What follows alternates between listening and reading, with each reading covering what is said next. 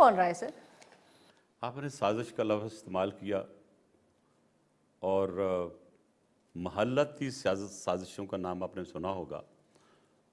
جس سازش کا ذکر اس وقت پی ایم ایل این کر رہی ہے، کہیں یہ سازش ان کے اپنے محل سے تو جنم نہیں لیا؟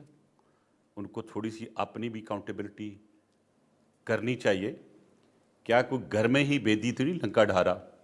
یہ ایک پوائنٹ ہے ان کے لیے. ذرا تھوڑی سی ایک انویسٹیگیٹر کی حیثیت سے میں ایک لیڈ دے رہا ہوں. اب وہ سازش جن کا آپ ذکر کر رہی ہیں، آئی ایس پی آر کا ذکر کیا، اگر فوج جس کے متعلق الزام بازی ہو رہی ہے یا کوشش کی گئی، اگر ایسی بات تھی تو پھر دوسری حکومت کیوں چل رہی ہے؟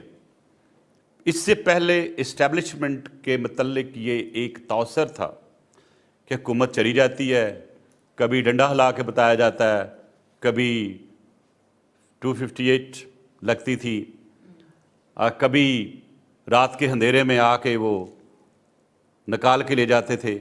ایسا تو کچھ نہیں ہوا. اگر دیکھا جائے تو آج بھی حکومت پی ایم ایل این کی ہے، پرائم منسٹر ان کا ہے، ڈیفنس منسٹر ان کا ہے، انٹیریئر منسٹر ان کا ہے، فورن منسٹر ان کا ہے، یہاں تک کہ چیف منسٹر بھی ان کا اپنا ہے. تو مجھے بتائیں، سازش کرنے کے لیے جو ٹولز استعمال ہوتے ہیں ہمیشہ وہ حکومت کے ہوتے ہیں.